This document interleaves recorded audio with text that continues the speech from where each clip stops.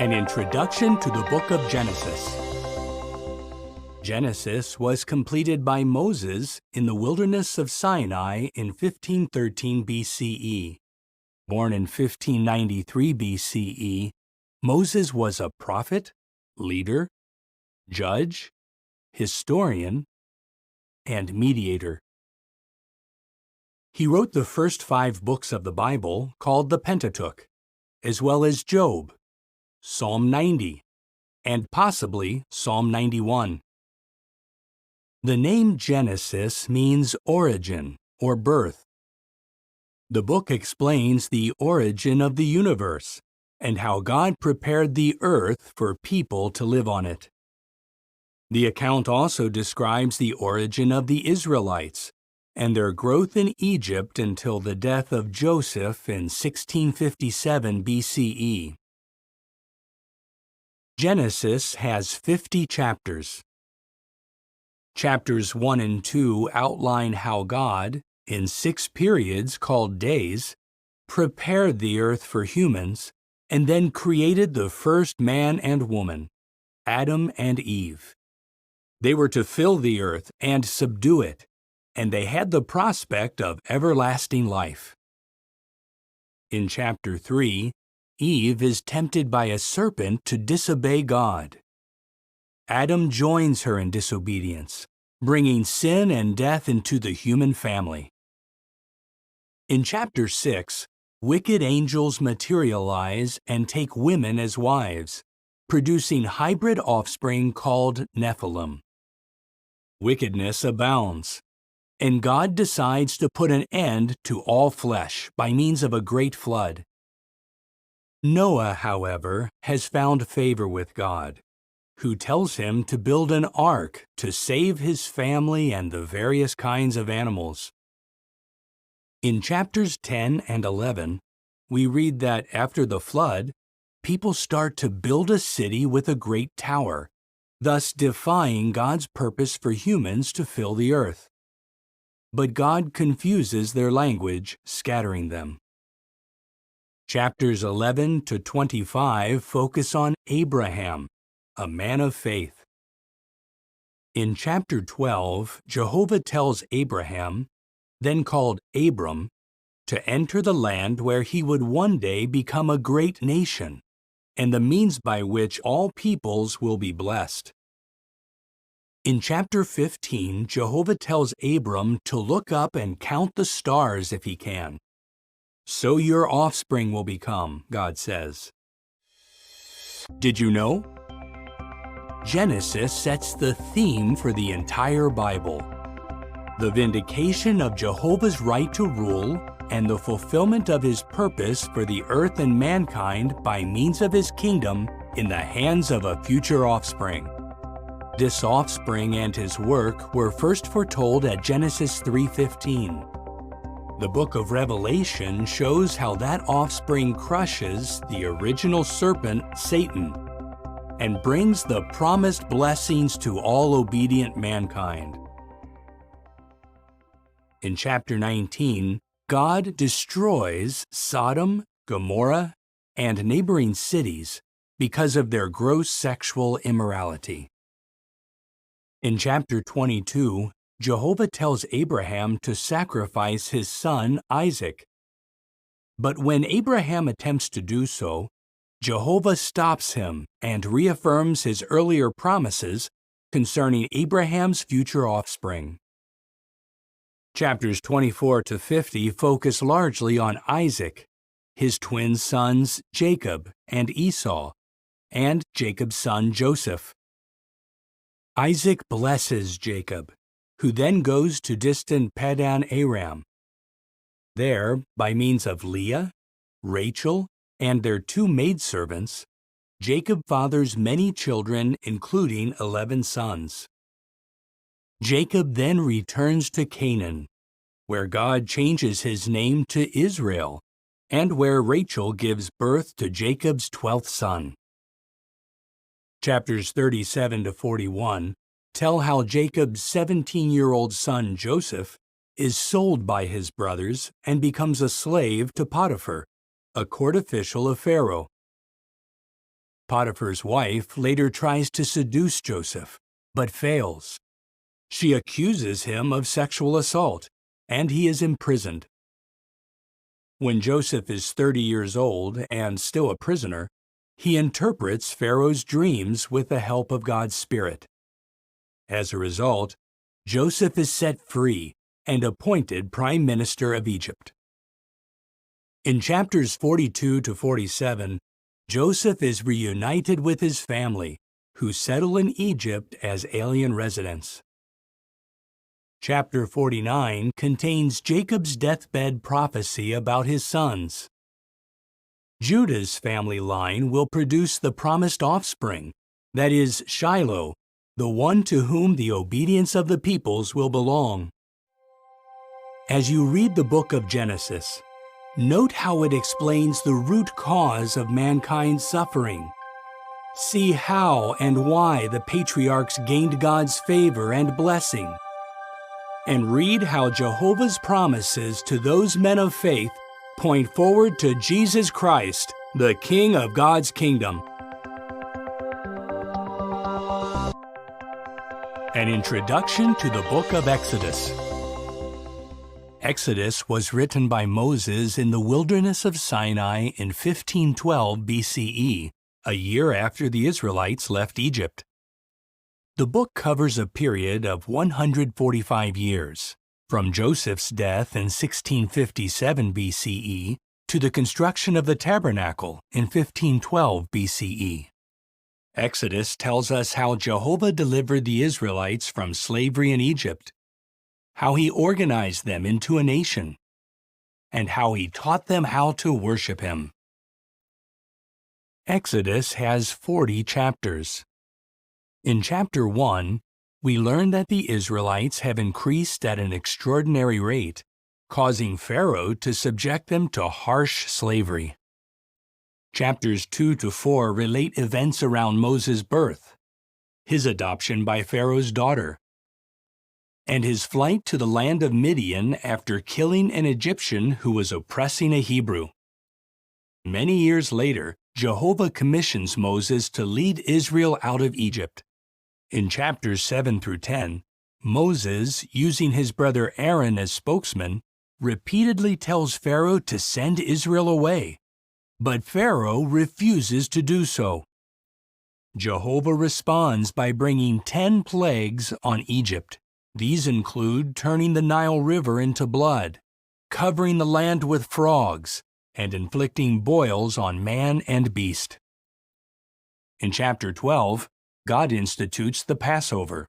He also brings the 10th and final plague, the death of the firstborn. A humiliated Pharaoh, whose son is among the dead, at last tells the Israelites to leave. In chapter 13, by means of a pillar of cloud by day and a pillar of fire by night, Jehovah leads his people to freedom. In chapters 14 and 15, Pharaoh foolishly pursues the Israelites, but Jehovah drowns him in the Red Sea along with his military force. Moses and the Israelites then sing a victory song to Jehovah. Did you know? Through Moses, Jehovah told Pharaoh, "For this very reason I have kept you in existence, to show you my power, and to have my name declared in all the earth." God's name did become widely known. Even 40 years later, the people of Canaan, including Rahab of Jericho, recalled the events at the Red Sea. More important, Pharaoh's humiliating end serves notice on all who defy Jehovah, including Satan. In chapter 16, Jehovah provides the Israelites with manna, which becomes their main food during their wilderness trek. In chapter 19, Moses ascends Mount Sinai, where God promises that if the Israelites strictly obey him, they will become to him a kingdom of priests and a holy nation. In chapter 20, the people witness thunder and lightning, the sound of a horn, and smoke coming from Mount Sinai, as God gives the 10 Commandments. In chapter 24, Moses reads the Book of the Covenant to the people. They respond, "All that Jehovah has spoken we are willing to do." Chapters 25 to 40 deal largely with the priesthood, the construction of the tabernacle, the Ark of the Covenant, the lampstand, and other sacred items. Chapters 28 and 29 focus on the attire of the priests and the installation of the priesthood. The high priest's attire includes an ephod and a turban with a golden plate. Engraved on the plate are the words, "Holiness belongs to Jehovah." In chapter 32, while Moses is on Mount Sinai, the people make a golden calf and worship it with dancing and singing. When Moses returns, he burns and crushes the idol, scatters the powder on the water, and makes the Israelites drink it. In chapter 34, Moses, again on Mount Sinai, hears Jehovah declare his name and attributes. Chapter 40 tells us that the pillar of cloud covers the completed tabernacle, which fills with God's glory. As you read the book of Exodus, note how Jehovah can humiliate the proud and arrogant. Observe how he uses the humble and meek, and see how his deliverance of Israel strengthens our faith in our future deliverance by means of God's kingdom. An introduction to the book of Leviticus. Leviticus was written by Moses in 1512 BCE in the wilderness of Sinai. The name Leviticus, later given to the book, comes from a Greek word meaning pertaining to the Levites. Yet the book was written not for the Levites alone, but for the entire nation of Israel. Leviticus covers a period of about 1 month, describing the events immediately following the construction of the tabernacle. Leviticus focuses on Jehovah's holiness and the holiness of his people by their obedience to his statutes. Chapters 1 to 7 set out the various laws about offerings to Jehovah. Chapters 8 and 9 cover the installation of the priesthood, the anointing of Aaron as high priest, and Aaron's first offerings to God. In chapter 10, Jehovah puts to death 2 of Aaron's sons, the priests Nadab and Abihu, for offering unauthorized fire or incense. Jehovah then issues the command that priests must not drink alcohol before entering the tent of meeting or tabernacle. Chapters 11 to 15 set out laws about cleanness and uncleanness. In regard to food, Jehovah tells the Israelites which creatures they may and may not eat. Instructions regarding the Day of Atonement are given in chapter 16. Chapters 17 to 20 contain laws on holy conduct. For example, God's people must not eat blood or engage in any form of idolatry or spiritism as the nations around them were doing. They should show consideration for the blind, the deaf, and the foreign resident, and they should treat the elderly with respect. Did you know? The arrangements mentioned in the book of Leviticus were a shadow of the good things to come, as explained in the book of Hebrews. For example, the high priest typifies Jesus Christ. The blood of the animal sacrifices foreshadows the blood of Jesus. The most holy of the tabernacle represents heaven itself, where Jesus appeared before God on our behalf. Chapters 21 and 22 set out rules for the priesthood.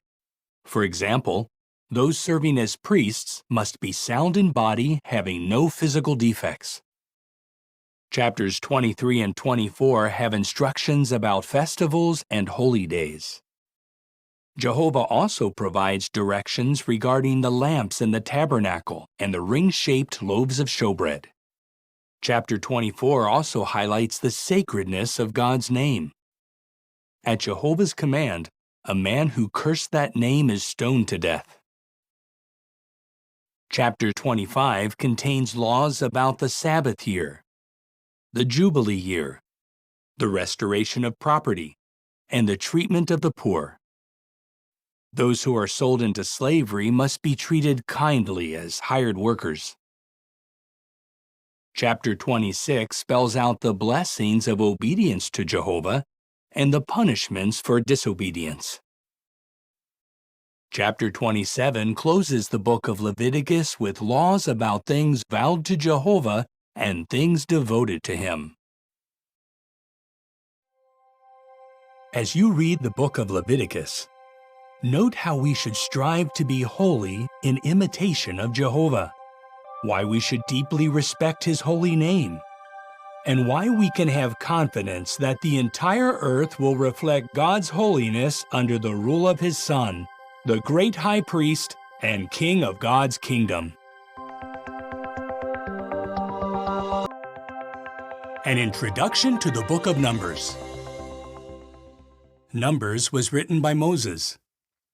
He began the writing in the wilderness of Sinai and completed it on the plains of Moab. The narrative covers a period of 38 years and 9 months, from 1512 to 1473 BCE, when Moses finished the writing. Numbers gets its name from the 2 times that Moses numbered the people, first at Mount Sinai and later on the plains of Moab. The book highlights Jehovah's ability to lead His people. It underscores the need to obey God's appointed representatives, and it illustrates the importance of strong faith. Numbers has 36 chapters. In chapters 1 to 4, Israelite males 20 years old and up, except for the Levites, are registered for the army. The Levites are set apart to assist the priests. Chapters 5 to 9 discuss marital faithfulness, quarantining, and service as a Nazirite. In chapter 10, the Israelites pull away from the wilderness of Sinai by their tribal divisions. In chapter 11, the people complain about the manna, a miraculous food provided by Jehovah. In the next chapter, Miriam and Aaron speak against Moses. For this, Miriam is temporarily struck with leprosy and quarantined for 7 days. In chapters 13 and 14, 12 Israelite chieftains, 1 from each tribe, are sent to spy out the land of Canaan. 10 spies bring back a negative report, and the people want to return to Egypt. For this gross lack of faith, the Israelites must wander in the wilderness for 40 years until that generation has died. Did you know? Joshua and Caleb were the only spies who had faith in Jehovah. So they were the only spies who would enter the Promised Land. And they did. Caleb inherited the field and settlements of Hebron. Joshua's inheritance was in the mountainous region of Ephraim, where he died at the age of 110. Chapters 15 to 17 discuss the various offerings for sins, as well as the rebellion and execution of Korah, Dathan, Abiram, and their supporters. In chapter 21, the people again complain about the manna, calling it contemptible bread. In chapters 22 to 24, Moabite king Balak hires Balaam, a greedy non-Israelite, to curse Israel. But Jehovah makes Balaam pronounce blessings. In chapter 25, many of God's people commit sexual immorality with Moabite women. This leads to idolatry and the death of 24,000 Israelites by a scourge from God. In the next chapter, Moses takes the second census. In chapter 27, the daughters of Zelophehad tell Moses that they have no brother to carry on the family inheritance. Jehovah directs that in such situations, a daughter may have that privilege. Then, God commands Moses to ascend a mountain in the region of Abiram to view the Promised Land. Because Moses is soon to die, Jehovah tells him to appoint Joshua to lead Israel into Canaan. Chapters 31 to 36 discuss the apportioning of Canaan and other matters as the Israelites prepare to cross the Jordan River. As you read the book of Numbers, note how Jehovah patiently guides his people. See why we need to obey those appointed to take the lead among us, and reflect on our need for strong faith as we approach a far greater promised land, the new world under God's kingdom. An introduction to the book of Deuteronomy. Deuteronomy was written by Moses on the plains of Moab in 1473 BCE, just before the Israelites entered the Promised Land. The name Deuteronomy means second law, or repetition of the law. However, the book is also an explanation of the law. Deuteronomy urges the Israelites to love and obey Jehovah in the land he is about to give them. The book consists primarily of 4 discourses, a song, and a blessing by Moses. In the first discourse, found in chapters 1 to 4, Moses reviews Israel's history after the Exodus and urges the people to remember what Jehovah has done for them. For example, Moses reminds them that Jehovah eliminated the faithless and cowardly generation that, 40 years earlier, feared the inhabitants of Canaan. In the second discourse, contained in chapters 5 to 26, Moses exhorts the people to obey God's commandments, not out of mere duty, but because they love Him with all their heart, soul, and strength. Did you know? In the ancient world, foreigners often had no legal rights, and widows and fatherless children faced many difficulties. In Israel, however, Jehovah's law applied to and benefited all, including foreigners, widows, and fatherless children. Jehovah loves these individuals, and His people should love them too. In chapter 7, Moses tells the Israelites that Jehovah will clear away the nations in the Promised Land, which are more populous and mightier than Israel.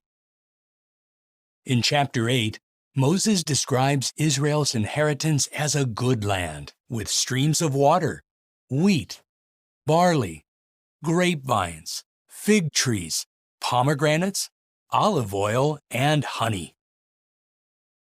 But it is a land filled with false worship. So in chapter 12, the Israelites are commanded to pull down the altars to false gods, to shatter the sacred pillars, to burn the sacred poles, and to cut down the graven images. In chapter 16, Moses reminds God's people to celebrate the Passover, as well as the 3 great festivals: the Festival of Unleavened Bread, the Festival of Weeks, and the Festival of Booths. Chapter 18 contains a prophecy about a future great prophet. Moses says, "Jehovah your God will raise up for you from among your brothers a prophet like me. You must listen to him." The third discourse in chapters 27 and 28 sets out the cursings for disobedience and the blessings for obedience. After the nation crosses the Jordan River, the cursings are to be recited on Mount Ebal, where half of the tribes are to stand. The other tribes are to stand on Mount Gerizim and bless the people. Chapters 29 and 30 contain Moses' fourth discourse, in which he makes a covenant with the people, telling them to choose life by obeying Jehovah. In chapter 31, Jehovah commissions Joshua as Moses' successor. Joshua should be courageous and strong as he leads the nation into its God-given land. Chapter 32 records the Song of Moses, which powerfully extols God's faithfulness in contrast with the Israelites' unfaithfulness. In chapter 33, we read the blessing that Moses pronounced on the Israelites before his death. In the final chapter, Moses ascends Mount Nebo, where he is shown the Promised Land. Jehovah says, "I have let you see it with your own eyes, but you will not cross over there." Moses then dies at 120 years of age, and Jehovah buries him in a secret location in Moab. As you read the book of Deuteronomy, see how Jehovah blesses those who love him. Note how he withholds his blessing from those who disobey him.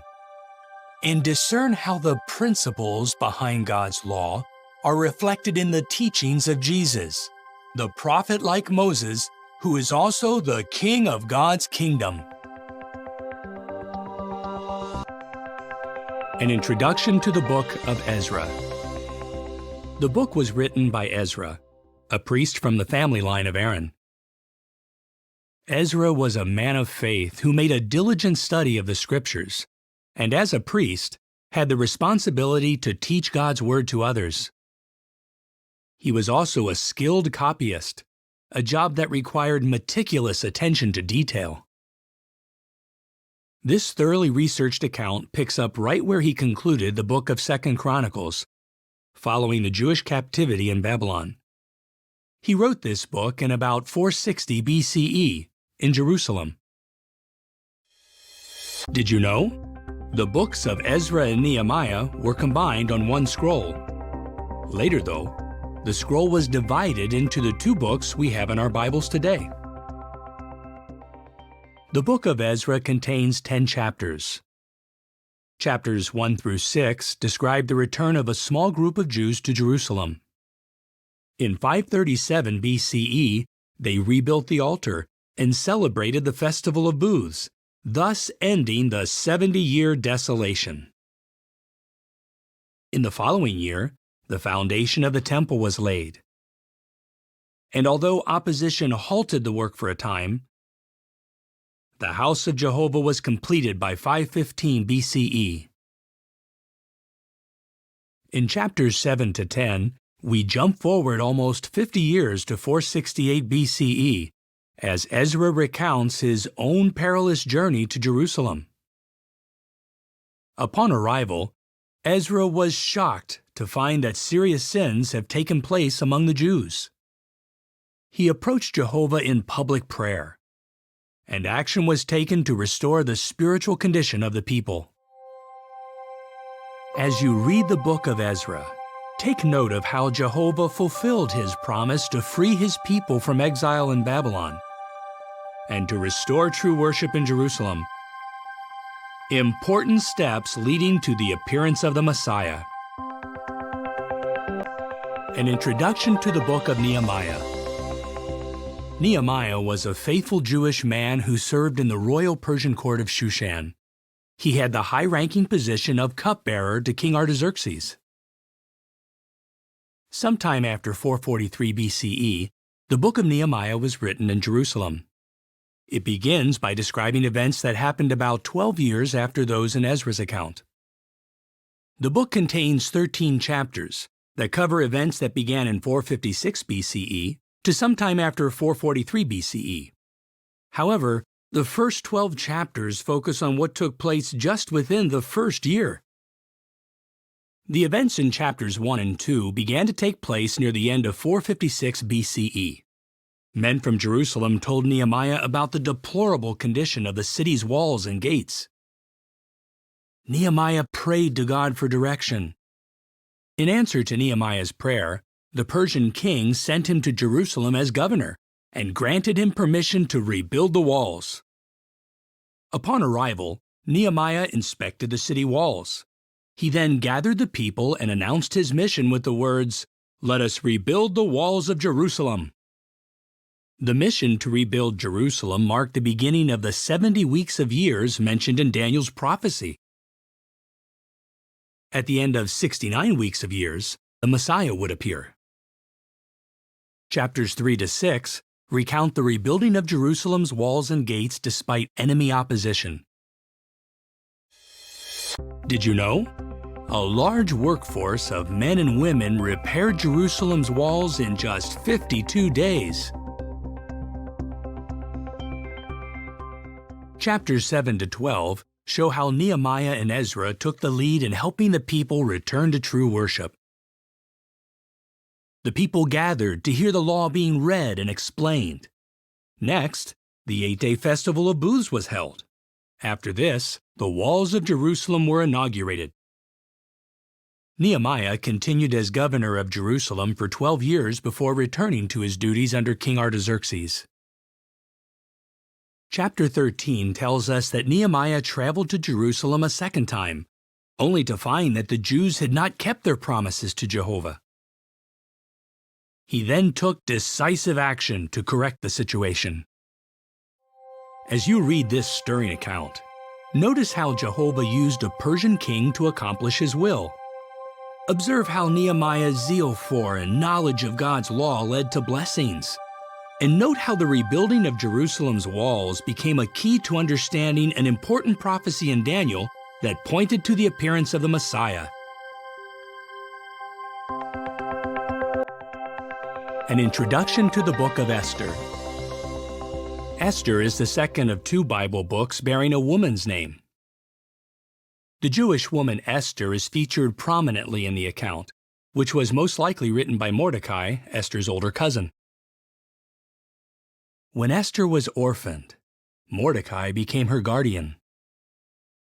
Esther and Mordecai became part of the court of King Ahasuerus. The royal court was in Shushan.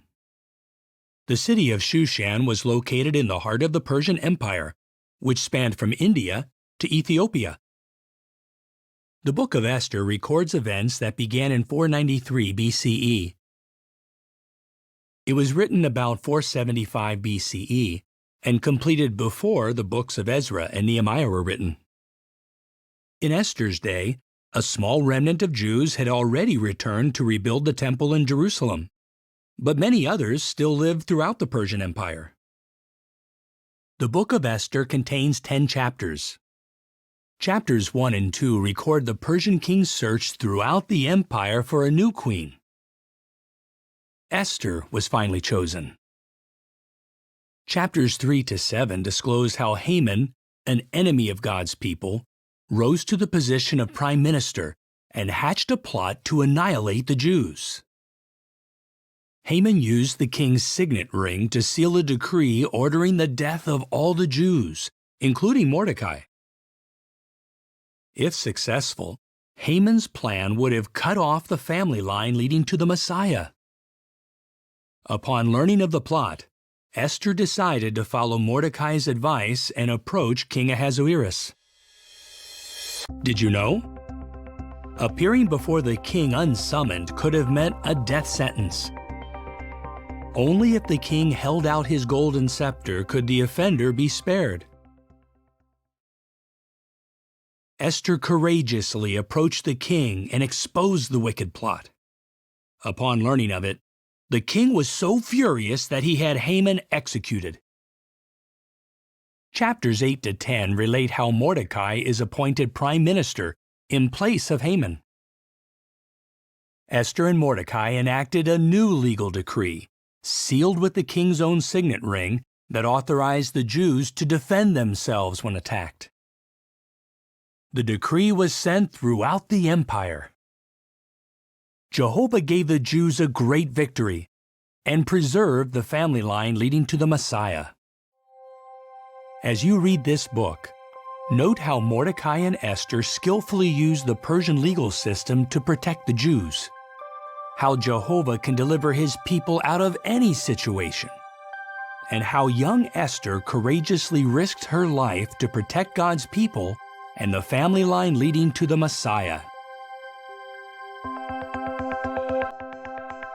An introduction to the book of Job. This book is grouped with 4 other poetic books, and it is among the oldest books in the Bible. It was completed by Moses about 1473 BCE, toward the end of the Israelites' 40-year trek in the wilderness. The man Job lived in Uz. Shem, a forefather of Abraham, was likely an ancestor of Job as well.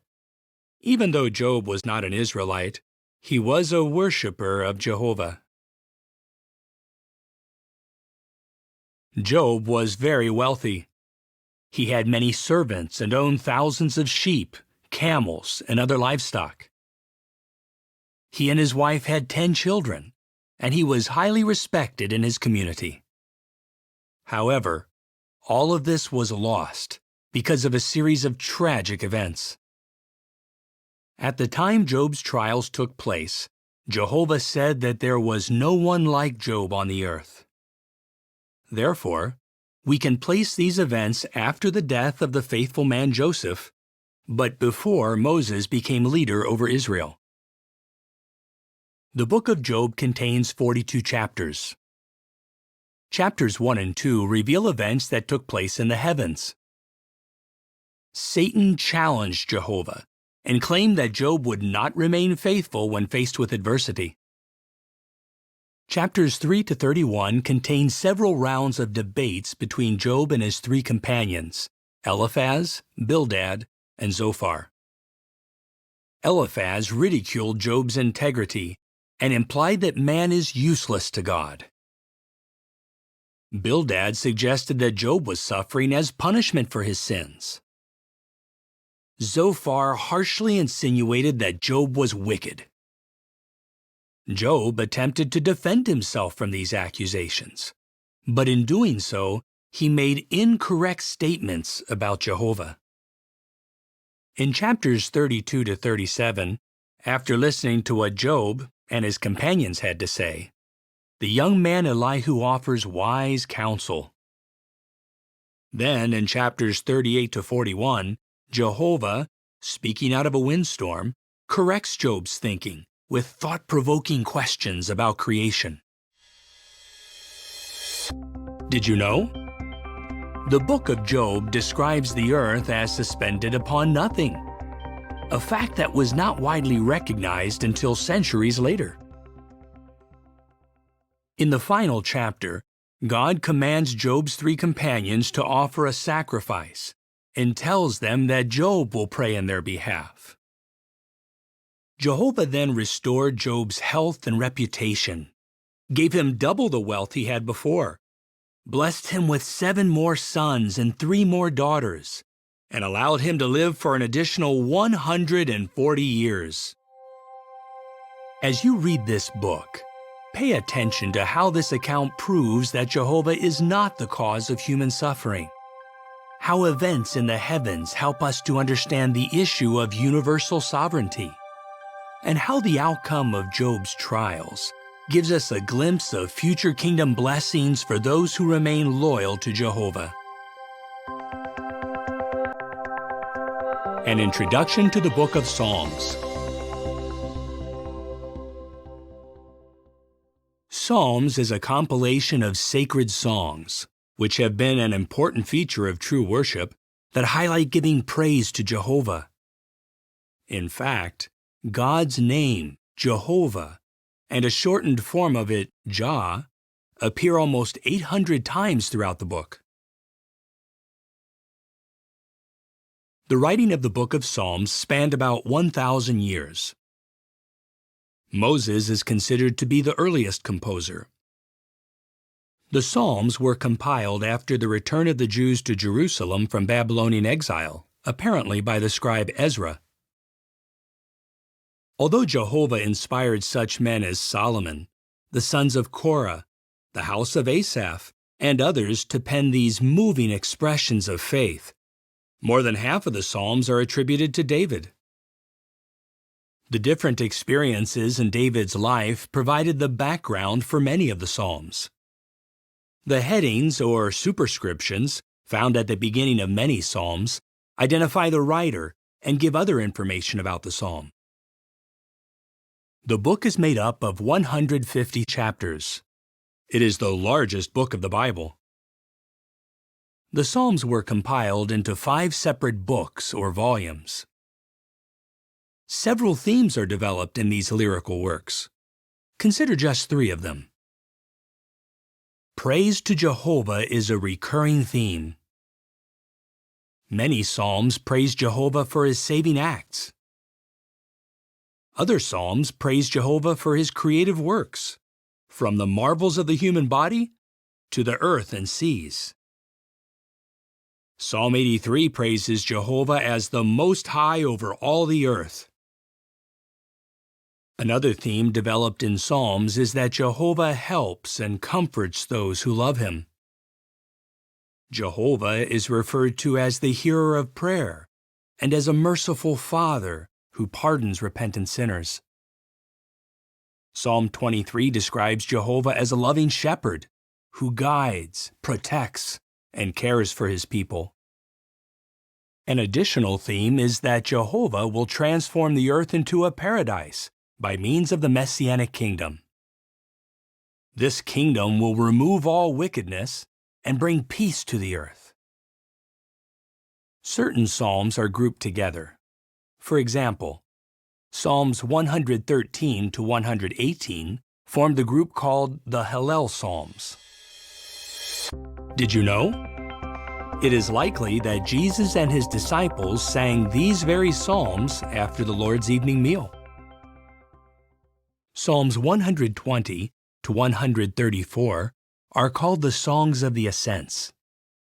Many believe these psalms were sung as the Israelites ascended to Jerusalem to attend the 3 great annual festivals. The last 5 psalms form a group in which each begins and ends with the words, "Praise Jah." An important feature of Psalms is that it contains numerous prophecies about the Messiah. Jesus Himself said, "All the things written about me in the Psalms must be fulfilled." As you read the book of Psalms, take note of how it supports Jehovah's sovereignty, how Jehovah helps and comforts those who love Him, and how Jehovah will transform the earth into a paradise by means of His Messianic kingdom.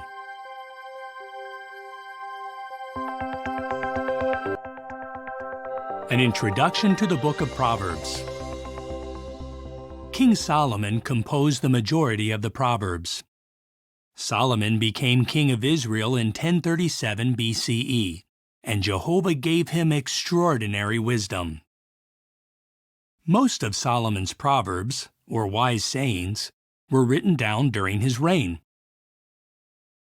However, it seems that the entire collection of Proverbs was compiled into one book sometime around 717 BCE in Jerusalem, before the end of King Hezekiah's reign. The book of Proverbs provides divine guidance for virtually every aspect of daily life, from business dealings to family matters.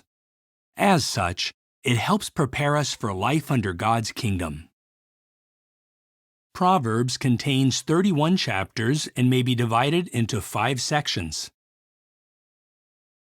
The first 3 sections are attributed to Solomon. Chapters 1 to 9 make up Section 1, which consists of short discourses containing a father's advice to a son.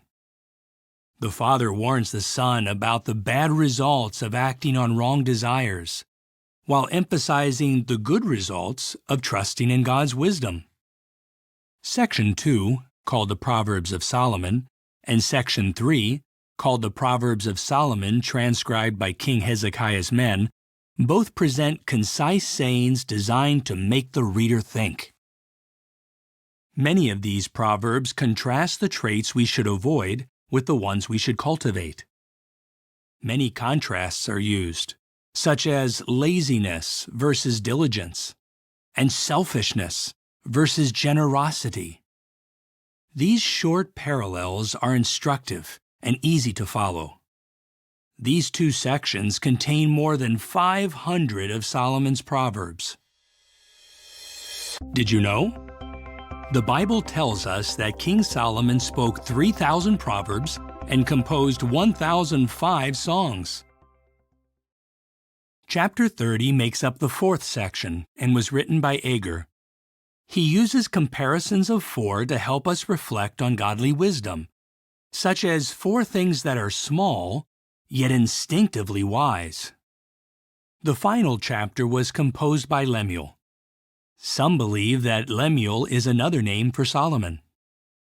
This chapter contains a description of a capable wife. It points out her qualities and the positive effect she has on her family. Godly wisdom must be sought after like hidden treasure, but its value is eternal, unlike that of silver and gold. As you read Proverbs, note how it shows the benefits of trusting in God's wisdom instead of our own, how it identifies traits we should avoid and those we should cultivate, and how it teaches us to live under the rule of God's kingdom.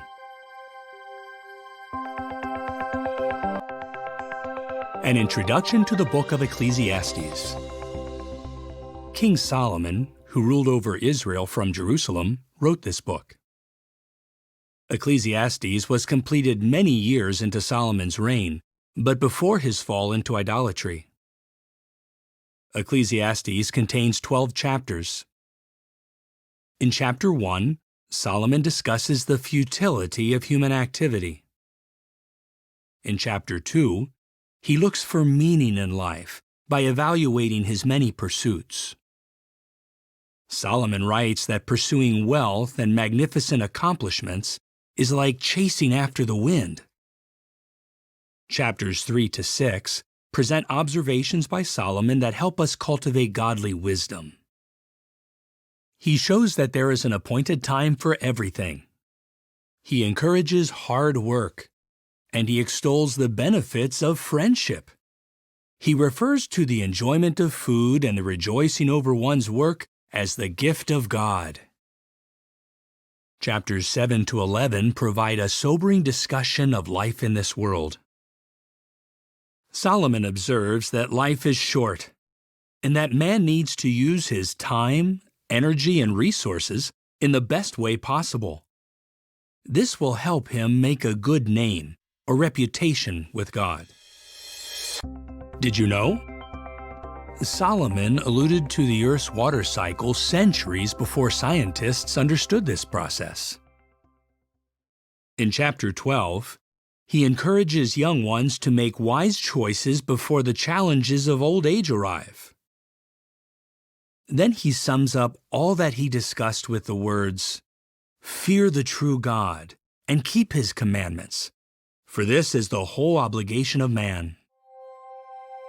As you meditate on the book of Ecclesiastes, note which pursuits are futile and which are worthwhile. How godly wisdom helps us enjoy the gift of life, and how cultivating a relationship with God leads to a truly meaningful life under the rule of God's kingdom.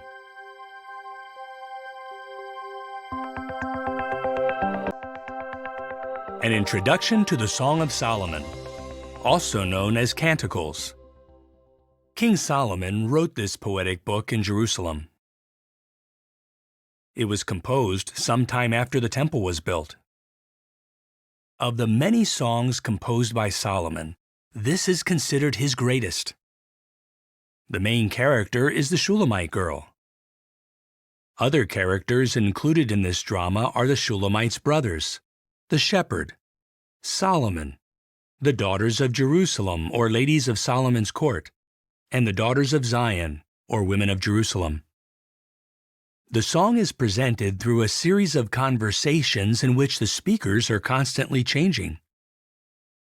Although the characters speaking are not named, they can be identified by what they say or what is said to them.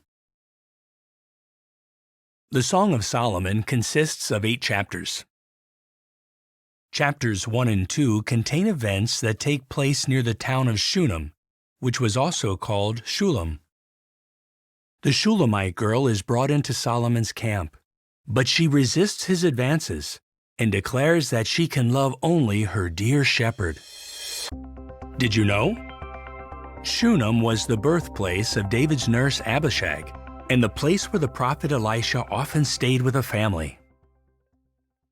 Chapters 3 to 8 describe events that take place in Jerusalem. Solomon returns to his court, taking the Shulamite with him in an effort to impress her. The Shulamite tells the daughters of Jerusalem, or ladies of Solomon's court, not to arouse love in her for Solomon. The shepherd follows the Shulamite to Jerusalem and strengthens her with warm expressions of endearment. We should keep in mind the ancient Eastern setting of this song in order to appreciate the poetic expressions of endearment that may seem unusual today. The shepherd compares the Shulamite's eyes to those of a dove, her hair to a flock of goats, and her cheeks to a segment of pomegranate. Solomon approaches her again with flattering words, but she continues to reject his advances. In chapter 8, the Shulamite girl returns to her home. Having proved her exclusive devotion, she is reunited with her dear shepherd. Their unfailing love is described as the flame of Jah because Jehovah is the originator of true love. As you read this book, note the chasteness of the Shulamite girl, her loyalty to the shepherd, and how true love originates with Jehovah, whose sovereignty is based on love.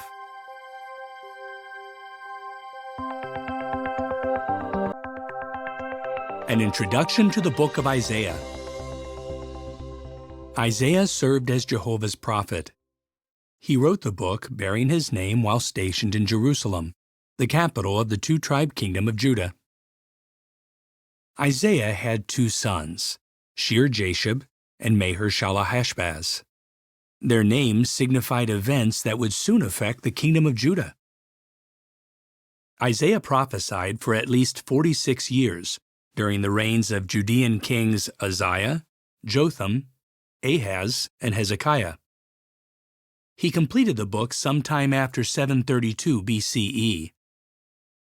Hosea and Micah recorded their prophecies around the same time. Some of the events foretold by Isaiah were the fall of the northern kingdom of Israel, which occurred in Isaiah's lifetime, the destruction of Jerusalem, which happened more than 100 years later, the fall of Babylon, about 200 years after Isaiah's day, and the appearance of the Messiah, which occurred over 700 years after the prophecy was recorded. Did you know? Isaiah's prophecy about the fall of Babylon foretold details such as how the city would fall, and even the name of its conqueror, Cyrus. The book of Isaiah contains 66 chapters. The first 6 chapters are largely warnings about the calamity that was to come upon Jerusalem and Judah for the sinful conduct of their inhabitants. In chapter 6, Isaiah responds to Jehovah's invitation to be his messenger and shows his willing spirit with the words, "Here I am, send me."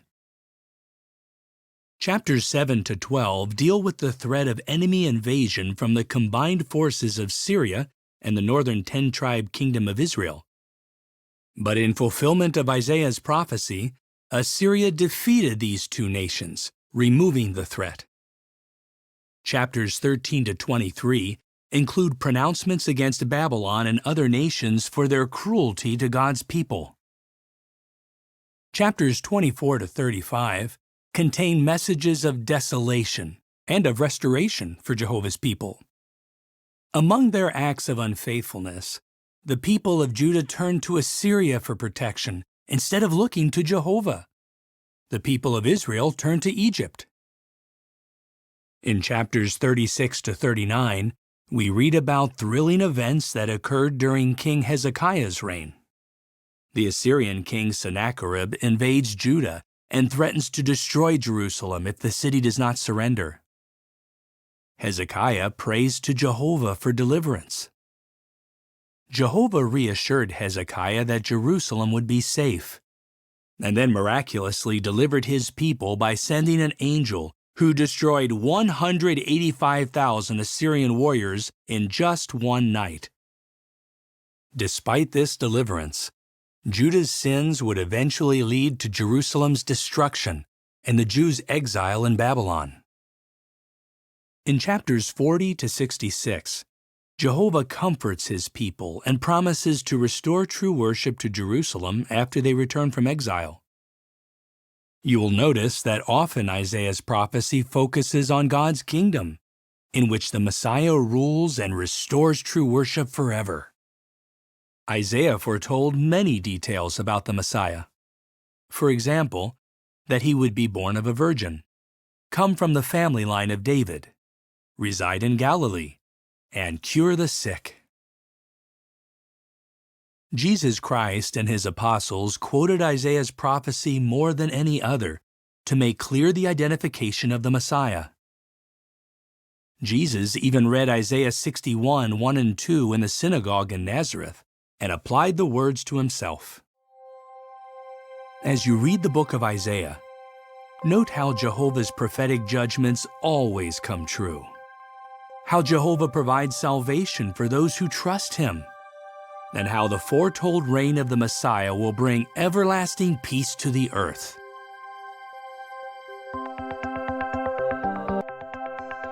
An introduction to the book of Jeremiah.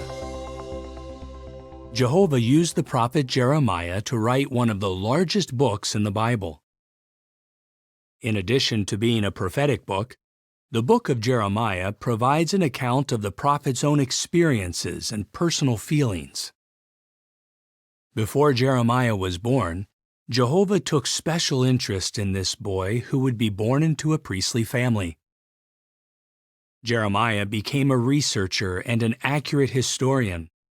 He wrote the books of 1st and 2nd Kings and Lamentations. He may have been close to 25 years old when Jehovah appointed him as a prophet in the year 647 BCE. This was less than 100 years after the fall of the northern kingdom of Israel.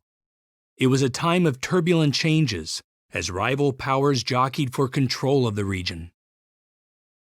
Jeremiah served as a prophet for about 67 years until 580 BCE. His career as a prophet spanned the reigns of good King Josiah and wicked kings Jehoahaz, Jehoiakim, Jehoiakim, and Zedekiah. Jeremiah had been a prophet for about 40 years when in 607 BCE, Jerusalem and the temple were destroyed, and a remnant of survivors taken captive to Babylon. Later, Jeremiah was taken to Egypt, where he continued in his assignment as Jehovah's prophet. The book of Jeremiah was completed in 580 BCE, 27 years after Jerusalem's destruction. The prophets Nahum, Habakkuk, Obadiah, and Ezekiel were also inspired to write during this time period. The prophet Daniel was another contemporary, but he did not complete his book until about 536 BCE. The book of Jeremiah contains 52 chapters. The events are not written in chronological order, but according to subject. In the opening chapter, Jehovah commissions Jeremiah as his prophet to convey both a message of judgment and a message of hope. Chapters 2 to 24 include Jehovah pronouncing judgment on the people of Jerusalem for such wicked actions as idolatry and violence. At Jehovah's direction, Jeremiah smashes an earthenware flask to illustrate that God would punish the nation for its bad conduct.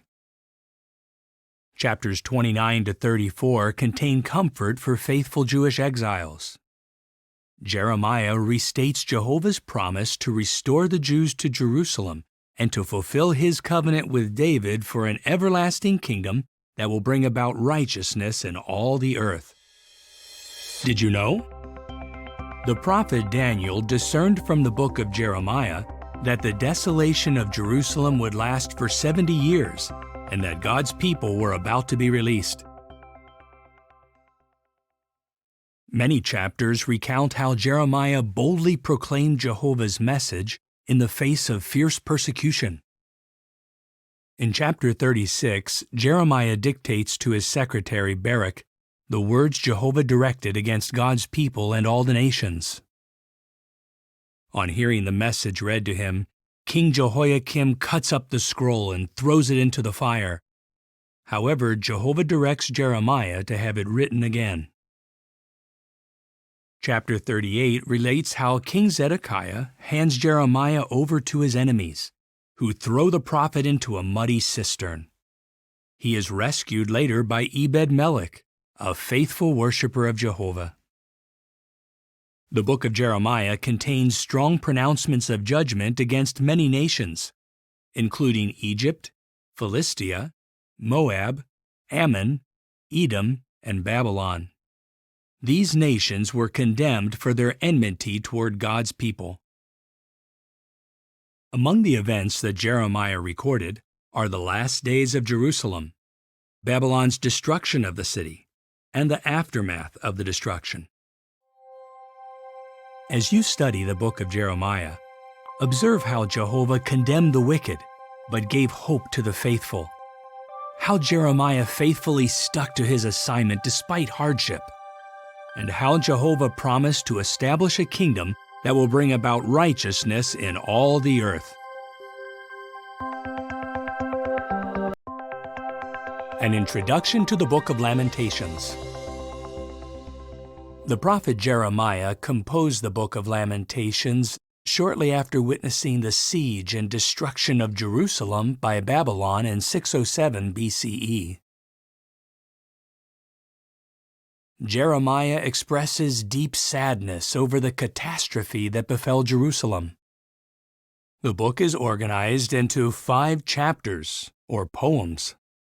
In chapter 1, the city of Jerusalem is described as a princess who is desolated by her enemies and becomes an abandoned widow and slave on account of her many sins.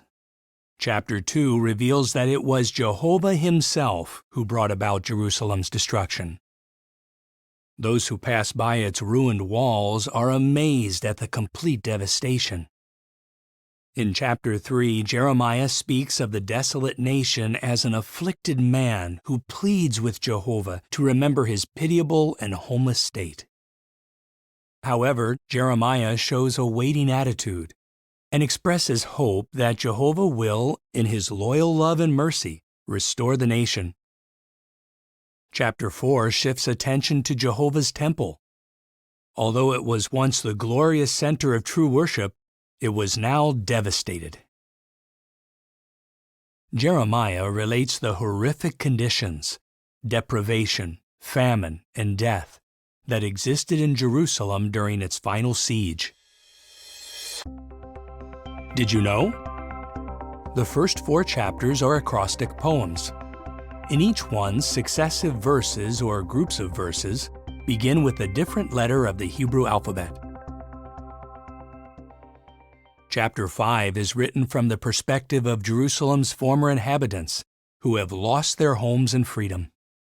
Jeremiah likens them to orphans without a father, who humbly beg Jehovah for mercy and salvation.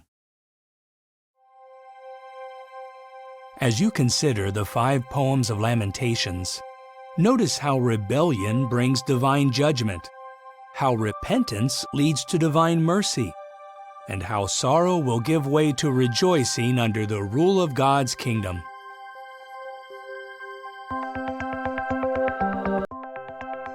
An introduction to the book of Ezekiel. Ezekiel was the son of a priest and served as a prophet of Jehovah. He lived in Judah until 617 BCE when Judean King Jehoiakim was forced to surrender to Babylon. Ezekiel was among the Jewish exiles whom King Nebuchadnezzar took to Babylon at that time. In 613 BCE, Jehovah commissioned Ezekiel to prophesy to the exiled Jews living in Babylonian captivity. Ezekiel faithfully fulfilled his assignment for at least 22 years. He completed his book in about 591 BCE. Ezekiel's prophetic work overlapped that of Obadiah and Jeremiah in Judah and of Daniel in Babylon. The sanctification of Jehovah's name is highlighted throughout the book of Ezekiel. The expression Sovereign Lord Jehovah appears 217 times. The book of Ezekiel has 48 chapters. In chapters 1 to 3, we read about the awe-inspiring visions Ezekiel sees by the river Kibar. During an intense windstorm, Ezekiel beholds 4 magnificent living creatures, or cherubs. Each one has 4 faces, that of a man, a lion, a bull, and an eagle. These faces reflect attributes that Jehovah possesses. Ezekiel is awed by a vision of the heavenly part of Jehovah's organization, which is represented by a celestial chariot directed by God's Spirit. Chapters 4 to 24 contain Jehovah's judgment against Jerusalem and her rebellious, idolatrous people. Ezekiel often communicated Jehovah's prophecies by means of symbolic actions. For example, Jehovah had Ezekiel engrave the city of Jerusalem on a brick and stage a mock siege against it. As a sign of the coming siege, he lay on his side for 430 days. In chapters 25 to 32, Jehovah turns his attention to the surrounding nations. They receive an adverse judgment because of their opposition to his people. Through Ezekiel, Jehovah foretells destruction for the city of Tyre and her king. Did you know? The prophecy against Tyre was fulfilled in 2 stages.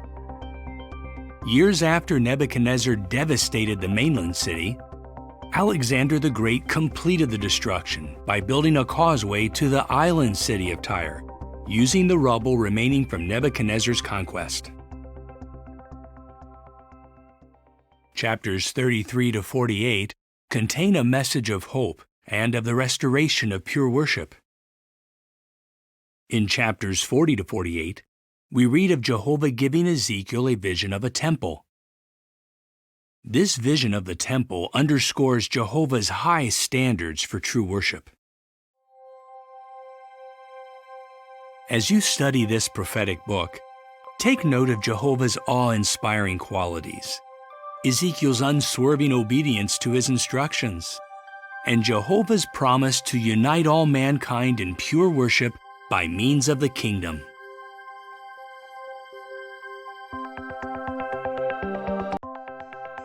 An introduction to the book of Daniel. Daniel wrote this prophetic book in Babylon. He was taken to Babylon, likely as a young Judean prince, along with other nobles. In time, Daniel served as a government official for the Babylonians and later for the Medo-Persians. Daniel opens his book by relating events that began in 618 BCE when he was still a young man. He completed his writing in approximately 536 BCE. Obadiah, Ezekiel, and Jeremiah were Daniel's contemporaries. They lived during a tumultuous period of Israel's history that included the destruction of Jerusalem.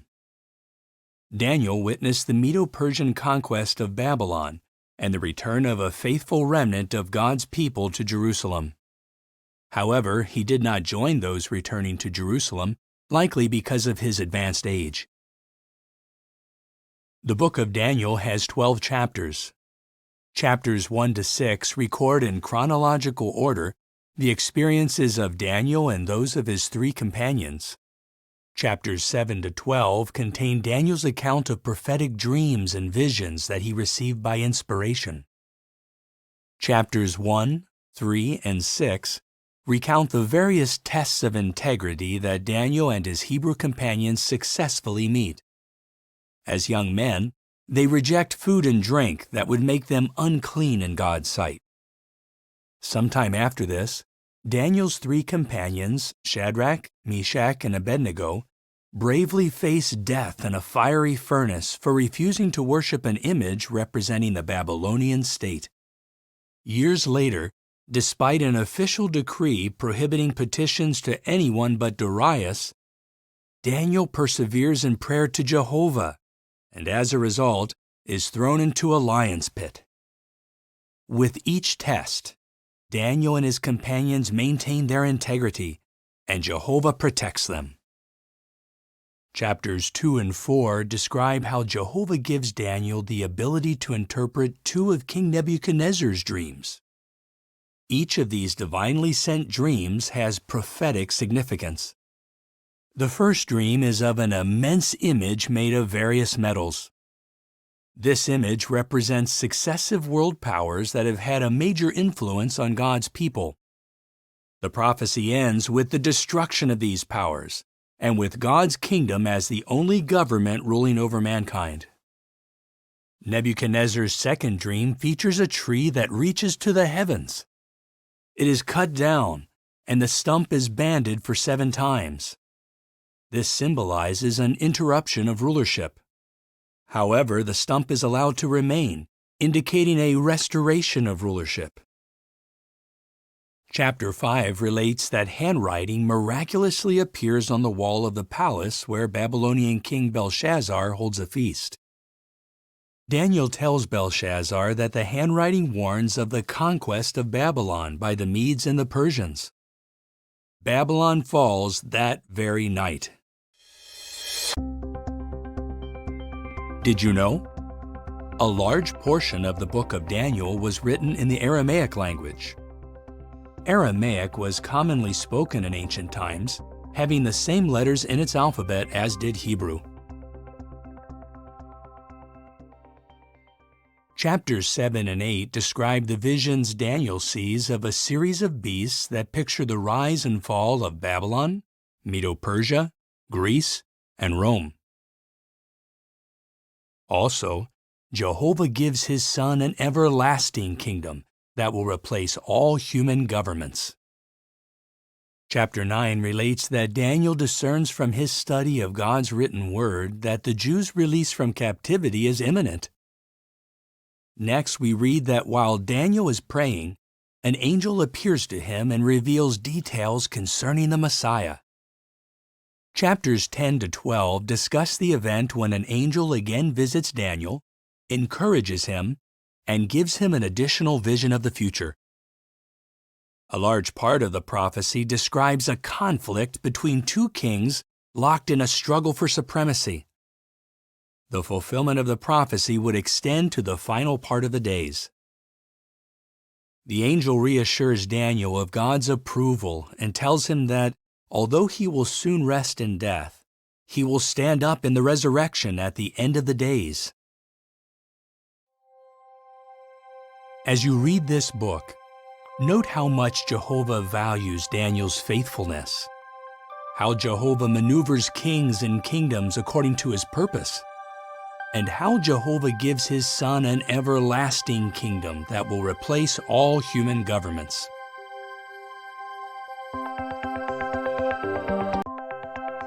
An introduction to the book of Hosea.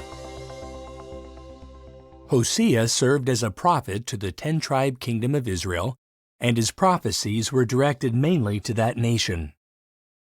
His contemporaries, Micah and Isaiah, served as prophets to the southern kingdom of Judah.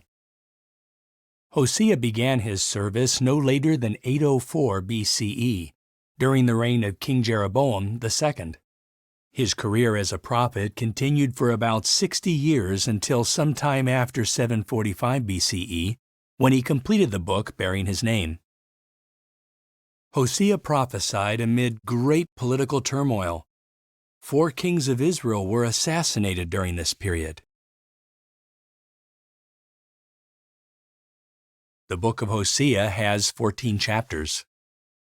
Chapters 1 to 3 use Hosea's family life to dramatize Jehovah's dealings with Israel. Jehovah tells Hosea to marry a woman who would later commit adultery repeatedly. Hosea marries Gomer, who becomes unfaithful to him. Hosea's marriage to Gomer pictures Jehovah's marriage to Israel by means of the Mosaic Law covenant. Gomer's unfaithful conduct pictures Israel's betrayal of Jehovah by turning to the worship of false gods and forming political alliances with pagan nations. Chapter 3 contains Jehovah's instructions to Hosea to take back his unfaithful wife. This symbolizes Jehovah's willingness to show mercy to the Israelites if they repent of their idolatry and obey Jehovah. Hosea foretells that Israel will look for Jehovah and for David their king, a prophecy ultimately fulfilled with Jesus as heavenly king. Did you know? The northern 10-tribe kingdom of Israel was at times called Ephraim or Samaria. Ephraim was the dominant tribe of the kingdom, and Samaria was the kingdom's capital city. Chapters 4 to 13 contain judgments against unfaithful Ephraim. These were fulfilled when Assyria overthrew the nation and its capital city, Samaria. Chapter 14 contains a heartwarming invitation to Israel to return to Jehovah, who reassures the people of His mercy. As you study the book of Hosea, note how Jehovah requires unhypocritical worship, is merciful toward repentant wrongdoers, and is loyal to His promise of providing a heavenly king from the line of David.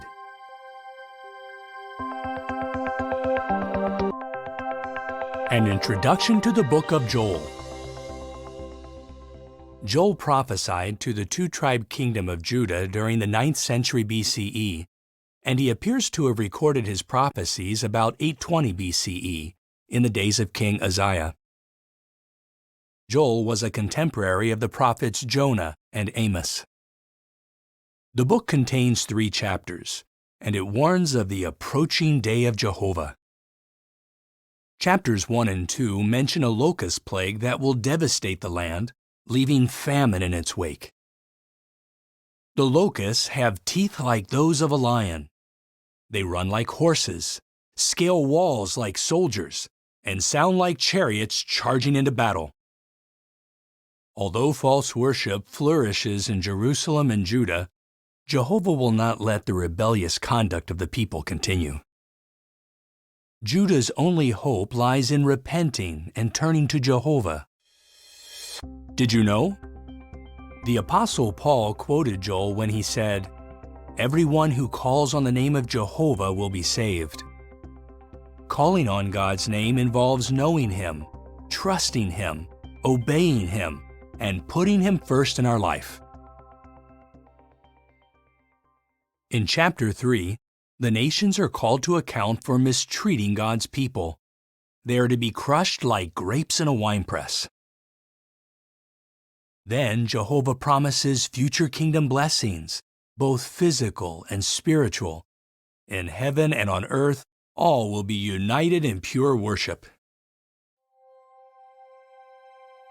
As you study the book of Joel, note how those who make themselves enemies of God fare badly. How different the outcome is for those who repent and return to Him, and how Joel's prophecy finds fulfillment in the proclamation of God's kingdom.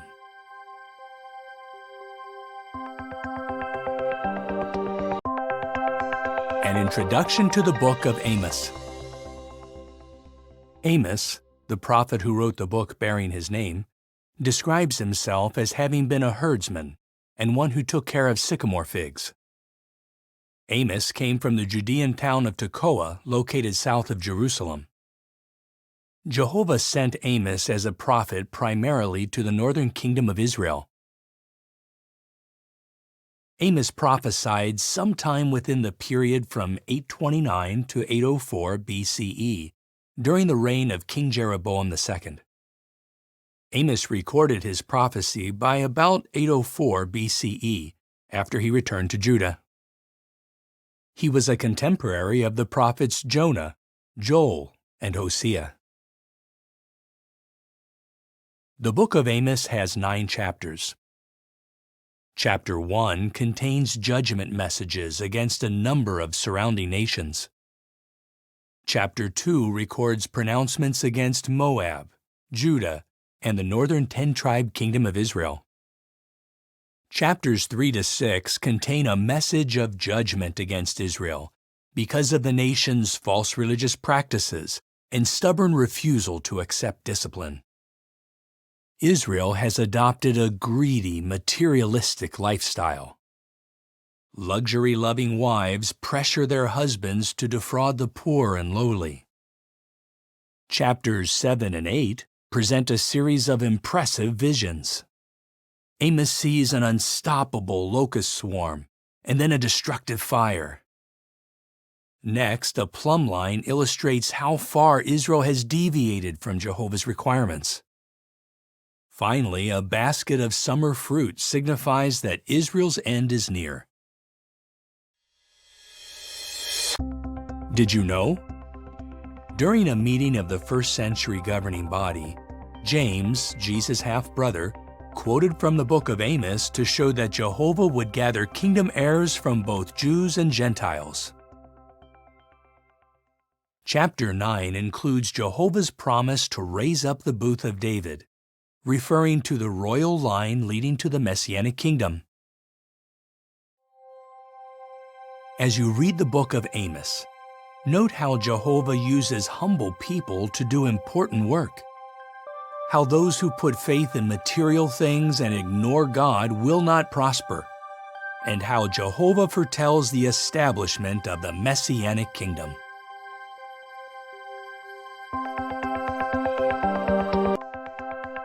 An introduction to the book of Obadiah.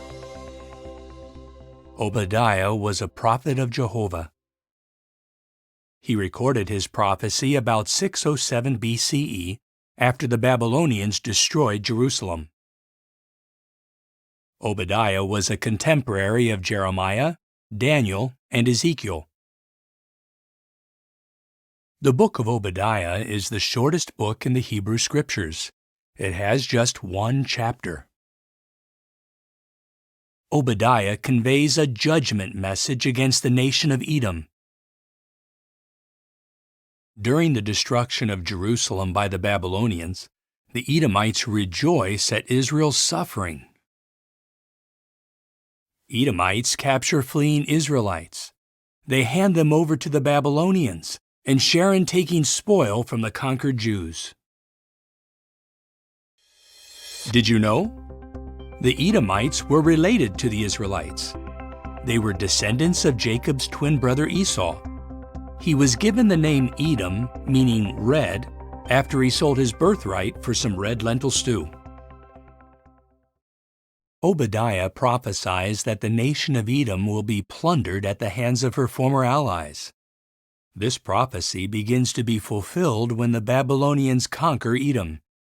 In time, Edom ceases to exist.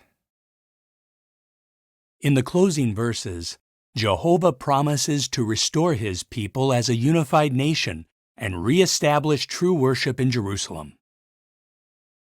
The book concludes with the statement, "The kingship will become Jehovah's," indicating that Jehovah's kingship will stand vindicated forever. As you read Obadiah, note how Jehovah is aware of the persecution his people suffer, how Jehovah gives his people hope in times of distress, and how Jehovah's lasting kingship will stand vindicated forever.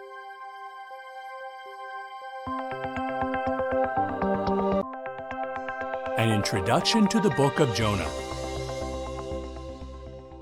Jehovah assigned the prophet Jonah to deliver a warning to the Assyrian city of Nineveh. Jonah prophesied sometime during the reign of Israel's king Jeroboam II. Jonah wrote the book bearing his name about 844 BCE. This was about 100 years before Assyria took Israel into exile, and some 200 years before Nahum foretold the destruction of the Assyrian city of Nineveh. Jonah lived about the time of Amos, who also prophesied in the northern kingdom of Israel, and Joel, who prophesied in Judah. The book of Jonah has 4 chapters. In chapters 1 and 2, we learn of Jonah receiving an assignment from Jehovah to go to Nineveh. Overwhelmed, Jonah evades the assignment by boarding a ship headed for Tarshish. Jehovah causes a terrible storm to come up at sea. Jonah knows that he is responsible for the storm and tells the sailors to throw him overboard. When they do, the storm abates. Jehovah sends a huge fish to swallow Jonah, From inside the fish's belly, Jonah prays to Jehovah, and his prayer is heard. Jehovah then commands the fish, and it vomits Jonah out onto dry land. Did you know? Jesus foretold that he would die and be resurrected on the third day. He called this the sign of Jonah the prophet, alluding to Jonah's deliverance from the huge fish. Chapter 3 describes how Jonah carries out his assignment. He preaches the message that Nineveh will soon be overthrown. To Jonah's surprise, however, the Ninevites repent, and Jehovah mercifully spares them. Chapter 4 reveals that instead of rejoicing over the repentance of the Ninevites, Jonah becomes angry. He sets up a shelter outside the city to see what will happen. Jehovah uses a bottle gourd plant and a worm to teach Jonah a valuable lesson in loyal love and mercy. As you read the book of Jonah, note how Jonah accepted correction and fulfilled his assignment, how Jehovah displayed loyal love and mercy toward the repentant Ninevites, and how Jesus used Jonah's experience to foretell his own death and resurrection, which opens the way to everlasting life under God's kingdom.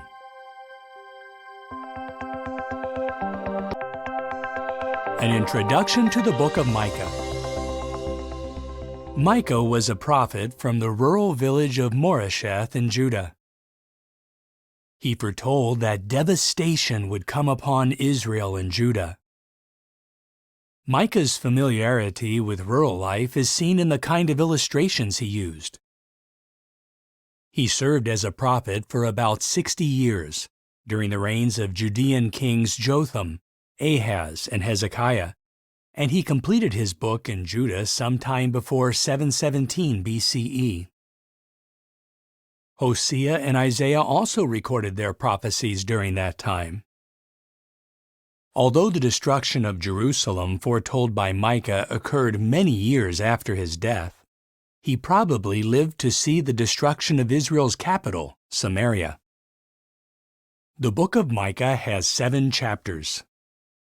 Chapters 1 and 2 disclose the revolt of Israel and Judah, the injustices committed, including those against women and children, Jehovah's warning that Samaria will become a heap of ruins, and God's promise that his people will return to Jerusalem and be gathered together like sheep in the pen. Chapters 3 to 5 contain Micah's denouncements of the leaders, the prophets, and the priests for their wickedness and greed. As a result, Zion will be plowed like a field and Jerusalem will become heaps of ruins. However, Micah also foretells that in the final part of the days, true worship will be elevated above all false religion, and people of all nations will stream to the mountain of the house of Jehovah. Did you know? Jehovah inspired Micah to foretell that Bethlehem Ephrathah would be the birthplace of the Messiah. This was fulfilled when Jesus was born in that town. You can find this prophecy at Micah 5:2. Chapters 6 and 7 highlight the deplorable spiritual condition of the people. As if conducting a legal case, Jehovah requires his people to exercise justice, to cherish loyalty, and to walk in modesty with him. But merchants ignore God's laws and cheat their brothers with fraudulent weights and scales. Micah also expresses his confidence that Jehovah will hear his pleas for justice and show loyal love toward his people.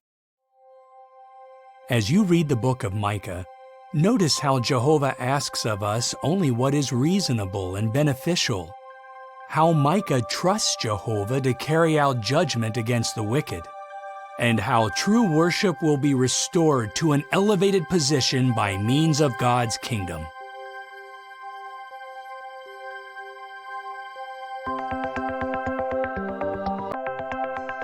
An introduction to the book of Nahum.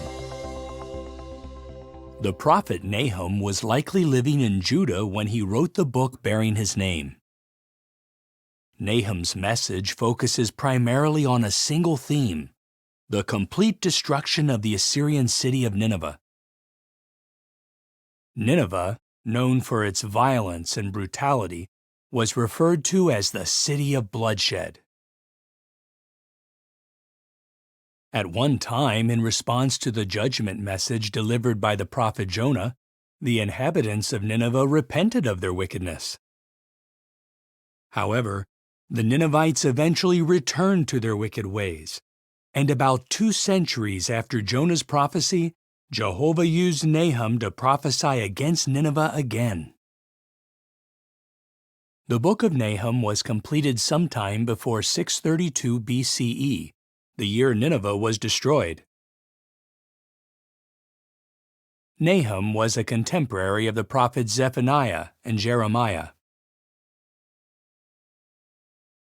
The book of Nahum contains 3 chapters. In chapter 1, Nahum proclaims Jehovah's judgment against the city of Nineveh.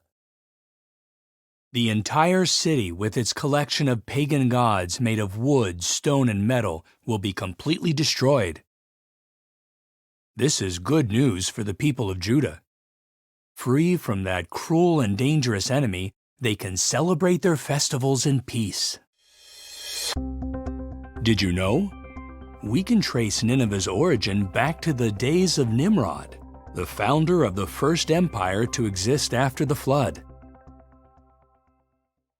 Chapters 2 and 3 describe Nineveh's destruction in greater detail.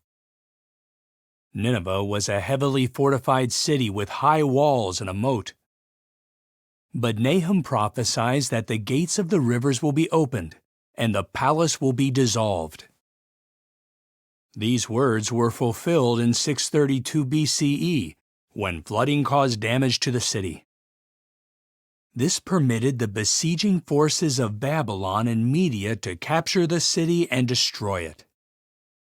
Jehovah's prophetic word through Nahum came true in every detail.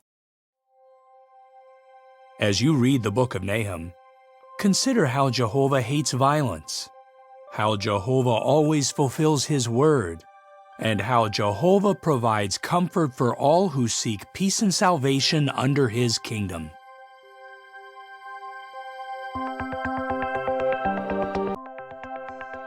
An introduction to the book of Habakkuk. Habakkuk served as a prophet in Judah. From the book's closing notation, "To the director with my stringed instruments," it has been inferred that Habakkuk may have been a temple musician.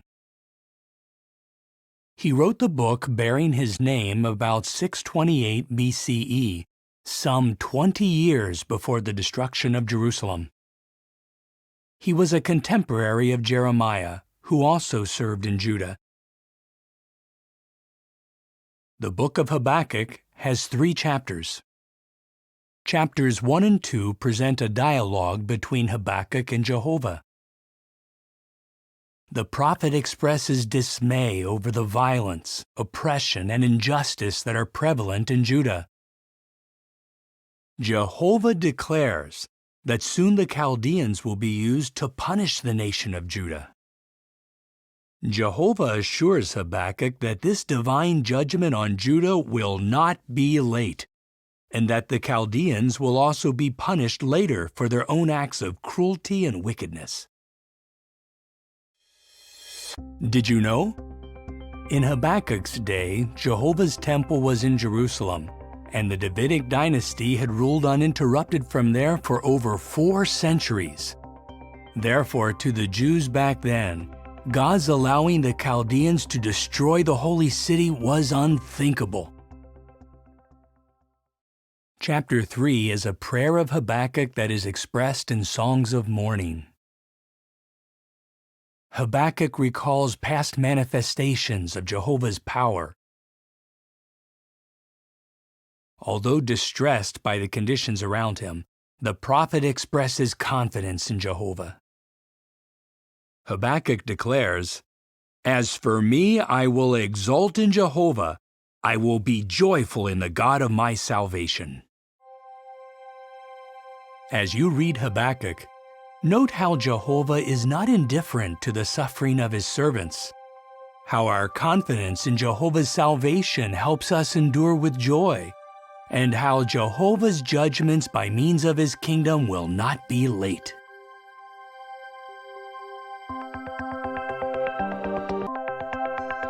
An introduction to the book of Zephaniah.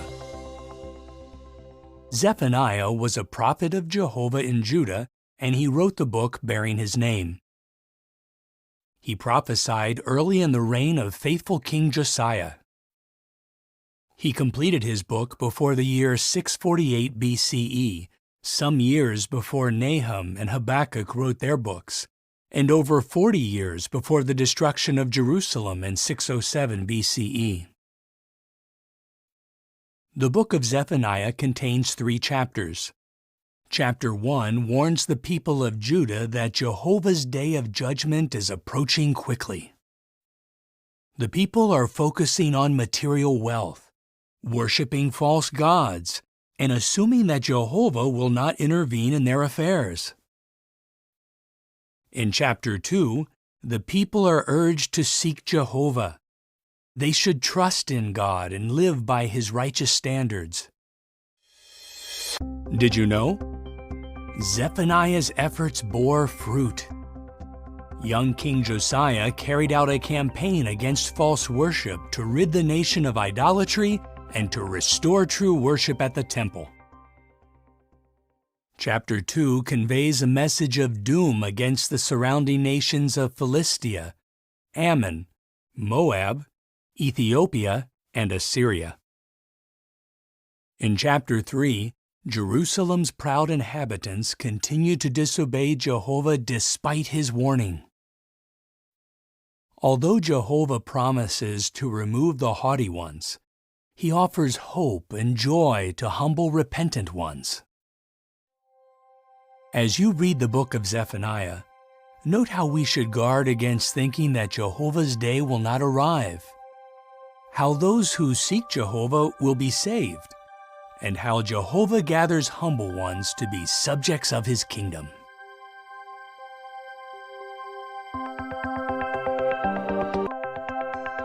An introduction to the book of Haggai. Haggai was likely born in Babylon. In 537 BCE, he traveled with a remnant of the Jewish nation to Jerusalem, where he would later serve as a prophet. Haggai completed his book in 520 BCE.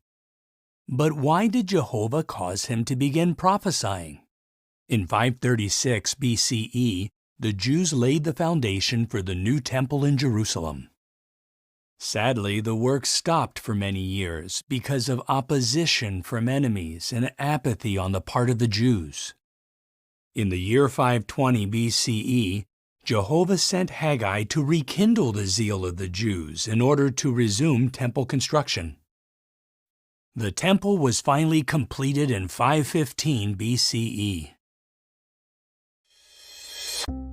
Did you know? In the 38 verses that make up chapters 1 and 2, Haggai uses the name Jehovah 35 times, 14 times in the expression Jehovah of Armies. The book of Haggai has 2 chapters that convey 4 inspired messages. Chapter 1 directs the first message toward those who are focusing on their own interests while Jehovah's house lies in ruins.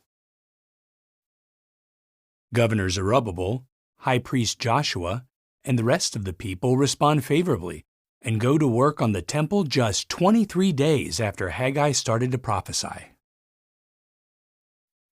In chapter 2, Haggai delivers the second inspired message. Jehovah promises that he will shake the nations and cause their precious things to come in, and that he will fill his house with glory. Later, Haggai delivers the third inspired message to the priests, explaining that neglect of pure worship has made the nation unclean before God. Then Haggai proclaims the fourth message. Again, Jehovah speaks of shaking the heavens and the earth, but this time it will mean the complete annihilation of human kingdoms. Centuries afterward, the Apostle Paul quoted Haggai's words to show that God's kingdom in the hands of Jesus Christ will never be shaken. As you read Haggai, note how personal interests must take a backseat to spiritual interests, how mere formalistic worship does not please Jehovah, and how God's kingdom in the hands of Jesus Christ will never be shaken.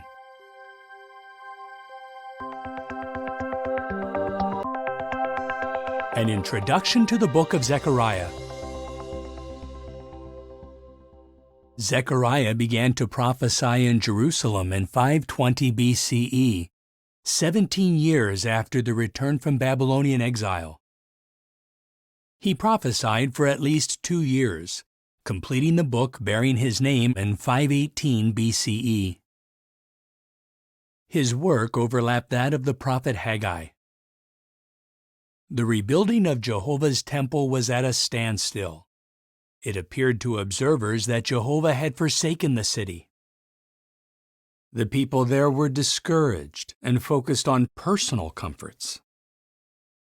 Jehovah sent Zechariah to join the prophet Haggai in encouraging the Jews to resume the temple construction despite all obstacles.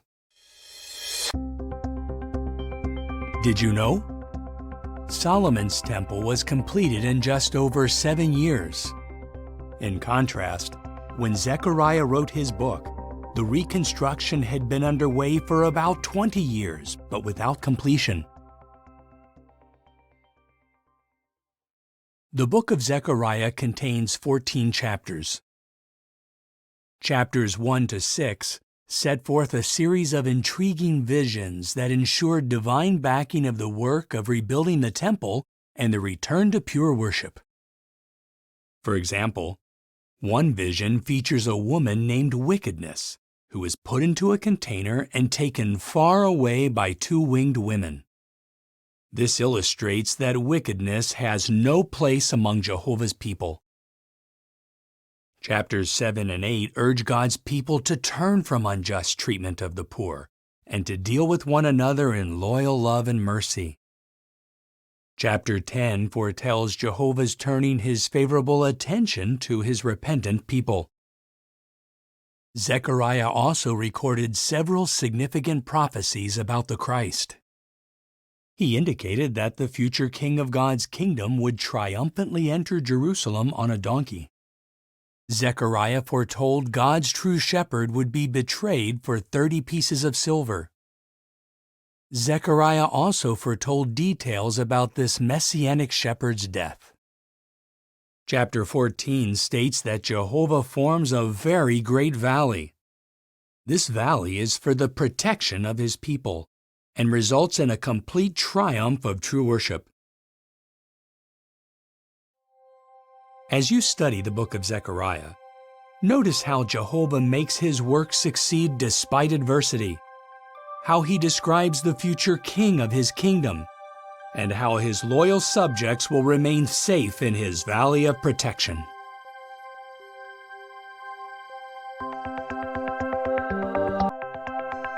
An introduction to the book of Malachi.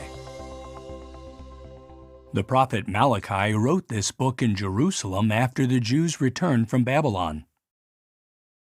He proved to be a fearless spokesman for Jehovah. Malachi completed writing his prophecy sometime after 443 BCE, many years after Haggai and Zechariah wrote their books, but about the same time Nehemiah wrote his book. About a century had passed since the first Jewish exiles returned to Jerusalem. The temple had been rebuilt, and the rebuilding of Jerusalem's walls was completed, but the nation still needed spiritual guidance. The book of Malachi has 4 chapters. In chapters 1 and 2, Jehovah denounces the priests for their corrupt practices. Jehovah calls them to account because they are offering him inferior animals for sacrifice. The priests have been negligent in teaching the people who are unjustly divorcing their wives and marrying new wives from pagan nations, something that Jehovah hates. Chapter 3 indicates there would be a forerunner to the Messiah. The Messiah, or messenger of the covenant, will come to the temple to cleanse it. Jesus did this when he threw greedy merchants out of the temple. Did you know?